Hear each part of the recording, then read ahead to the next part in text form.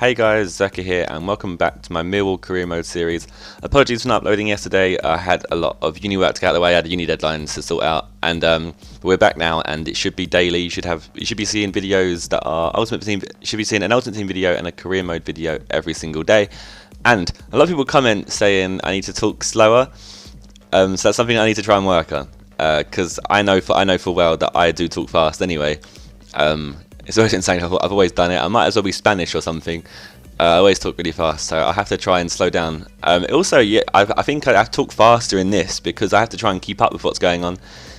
So I'll see how I do, but I'll try and take into consideration your comments and try and see if I can do it. But as you can see, I just put in an inquiry for Romeo Vidal, and you're going to see this these episodes for the next couple of episodes are going to be quite hard for me to commentate over because there's going to be a lot of transfer offers and people offering for my players and me offering for other people's players. So that's going to be hard for me to keep saying oh, so I'll just counter offer for 10 million. So you can see what's going on the screen. I'll try and just give a quick outline of everything that's going on at the same time, opposed to just saying everything that is going on the screen. You're going to see that I've got a lot of offers. I think I said that wrong. I got a lot of offers for Wallison and for David Edwards. And I was doing that, even in the last episode, I was doing the same thing. I was trying to counter until I got the offer that I wanted. I've been offering counter offers of 10 million for both Wallison and David Edwards. I'm pretty sure I did a few for 8 million for David Edwards, and because no one was accepting the 10 million ones, I think I got confused as well, the amount of offers I was getting. You see there, Malaga replied they wanted 15 million for Vidal, which is obviously going to be very hard for me to actually achieve or be able to afford. So what I went for initially is I went for I think I did 4 million bid along with giving them Wallison, because obviously I want 10 million for Wallison, so it works out roughly at 14 million. If they want 15 million, then that's just about right. So yeah, so as you saw there, look. Lazio, I obviously offered a counter offer to Lazio for 8 million for David Edwards, and they accepted that, and that went through. And I've now sold David Edwards for 8 million, and that added 6 million to my transfer budget. I'm not sure how I feel about that one because actually no, I know how I feel. 8 million is awesome for David Edwards. I'm pretty sure I probably could have got more for him if I had kept him for longer, but I feel like I kind of need him in order to get Vidal and in order to buy other players. But I also think that I can replace him with someone better anyway. Well, not someone better. I can place him with probably Bittencourt or someone, and that player will grow over the next couple of years anyway, and I'll be able to sell them on. So they're still getting more offers for Wallison, and finally Valencia offered 10 million for him. And I was going to counter, as you saw there, I think I did this a couple of times anyway in the actual episode, previous episode that is, that I was counter offering the same amount of money that they was offering me. But so I accepted that, basically accepted that offer there for 10 million from Valencia for Wallison, because 10 million is how much I wanted for him. I doubt I'll be able to get any more for him because every time all the other clubs have rejected my counter offer, but they was the first people to actually accept it. See Newcastle offering 9.5 there. I mean, I probably should have just accepted that 9.5. For some reason, I then countered 10.5 opposed to just countering 10. Again, I counted off to 10.5 there for some reason. And then again, I think I did 10.5 again. I was assuming that I just suddenly changed my mind and said, no, I want to get 10.5 for him. I think it's because I know why I was doing it. Oh, okay, you went to buy him 10.5. I literally forgot where you went to. So I sold Wallison there to Bayern Munich for 10.5 million. So that is 18.5 million that I've currently got from transfers going out. So that obviously puts me in good stead for buying a lot of players now. Obviously, you see there my transfer budget that is remaining is currently 20 million, which means that also means that my offer for Vidal has broken down because, as you know, I offered what was it 4 million and Wallison for Vidal. So I'm gonna have to put another inquiry in for him to see how much he actually is going to be able to sell for.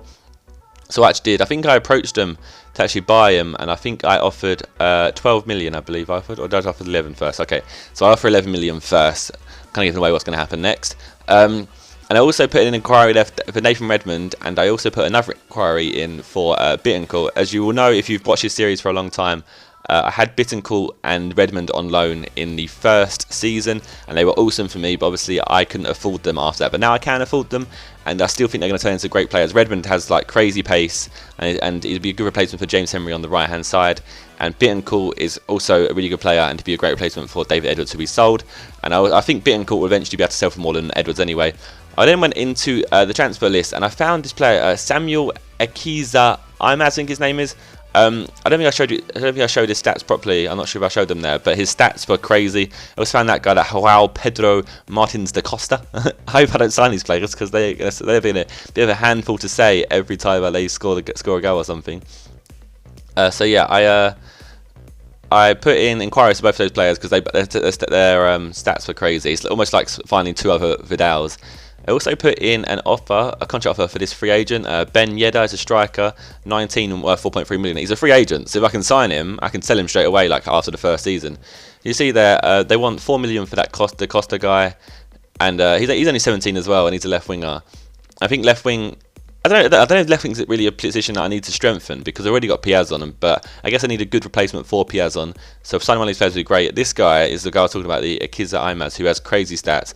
He is 19 years old, so he's older than the other guy from Real Madrid, but he's already a 75 rated and he's already worth 5 million. They wanted 7 million for him, so I decided to go with it. I was kind of I think at this point I was getting a bit happy with the amount of money that I had, so I was just like going like crazy with power and splashing the cash that I actually had.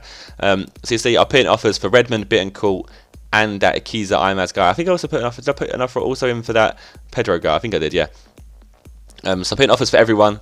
I think we'll still see who I sign out of them. You see there, Malaga replied for my offer for Vidal, and they want 16.5 for him now.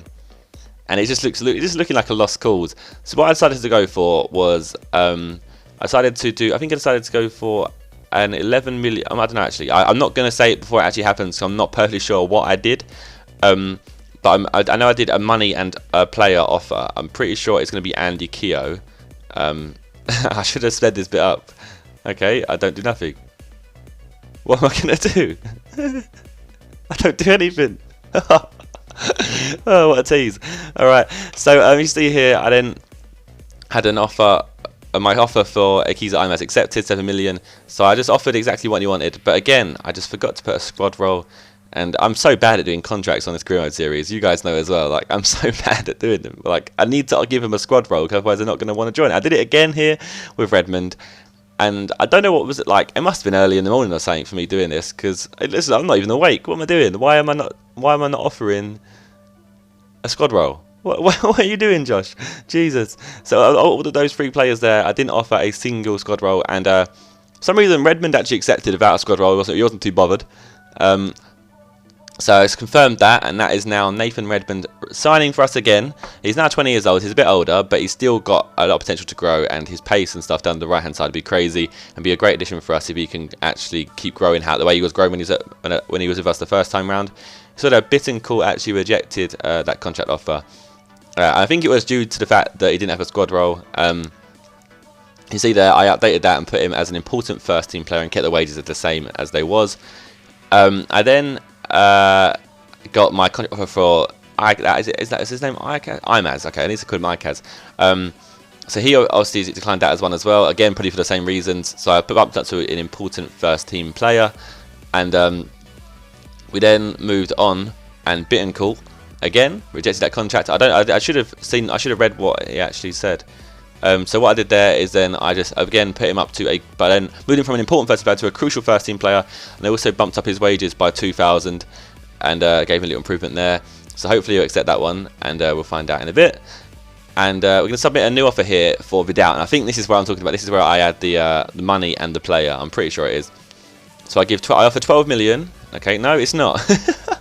I offer 12 million for Vidal there, and I then move on and go to my I go to my players and I go to sell some of them. So I put Keogh on the transfer list, and I also put James Henry on the transfer list because obviously I've now signed Redmond, and I think that James Henry's getting old. He's not getting old, but he's getting on a bit. He's 25 years old and he's worth 2.7 million. So I might as well sell him whilst I can, because I think his value. Because if obviously I think Redmond's going to play instead of Henry this season.